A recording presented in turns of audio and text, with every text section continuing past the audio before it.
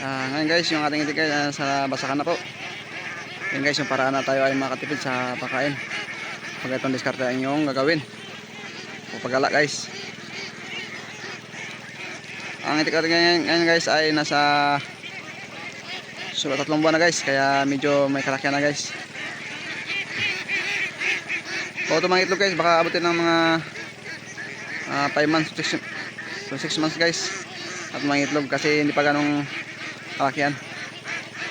Ito yung paraan na guys na makatipid tayo sa pagkain. Kaya kung magbabarko pa kayo mag-itikan guys, ito pong gawin nyo.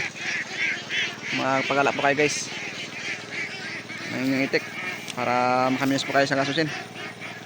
Ngayon guys ay medyo nakarelax na po tayo dahil ito po yung ating ginawa. Basta po tayo guys sa ating alagang itik. Masakan. Ngayon guys, pawin na sila guys.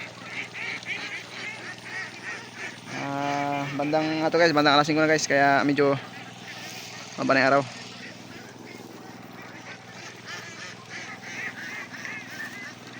Tatawag nila guys para masok sa kalungan guys.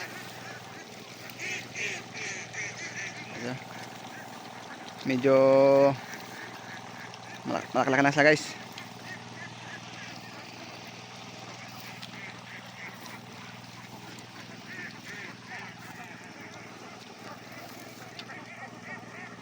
Sila guys. Guys, kung gusto nyo pa lang itong video ay hindi ko po nyo guys ang inyong pag-subscribe sa aking video, sa aking channel guys, sa YouTube channels. Ay pakipalo rin po yung page ko sa Facebook. Maramil po. Yan guys, pawilas lang guys.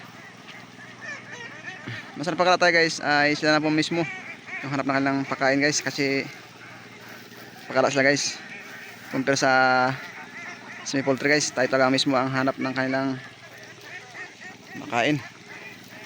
Kaya ngayon guys, medyo nakakabit tayo sa guys, gastos at sa oras.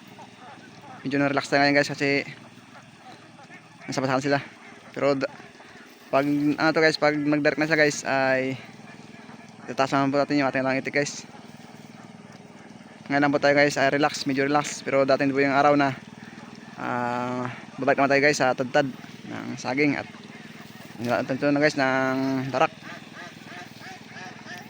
So guys, ito na sa unahan guys yung iba, kasi medyo may nahuli po guys, kaya malayo-layo guys yung agwat nila. Ngayon so pala tayo na kanila guys, balik sa basahan.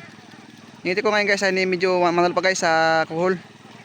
Yung kinakain po lang ngayon guys ay palay pa lang guys, yung kumbaga yung tawag sa amin na yung ang tawag ito salapi.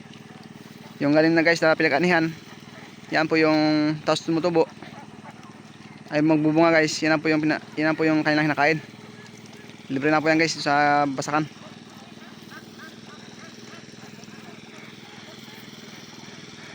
Meron guys kumakain din ng coal guys yung aking langitik, pero ilan lang po guys, yung medyo malaki lang po. Pero yung iba ay hindi pa po talaga guys kumakain ng coal. Medyo manol pa guys yung ating langitik. Pero guys, pag naubos na po yung salapi o yung palay doon sa basakan, kakainin lang po lang guys yung kuhol. Ngayon lang po yan guys kasi marami pang palay. Mga insekto guys yung kinakain nila. Yan po nakakana guys sa itik, basakan, pag sa basakan guys. Inubos guys, ito yung piste sa ating basakan. Ito guys. O guys, hanggang lang po yung aking video guys sa pag-update ko ngayong araw sa aking itik. Napos lang guys, medyo masaya sila guys kasi medyo busog-busog sila guys. Thank you po sa laging panonood ng aking video guys. Lagay niyo pong suportahan sa aking channel, may video para po marami pa tayong video na i-upload guys sa pag-itikan tulog ng ito guys. Yan na po guys, thank you po. God bless po sa lahat guys.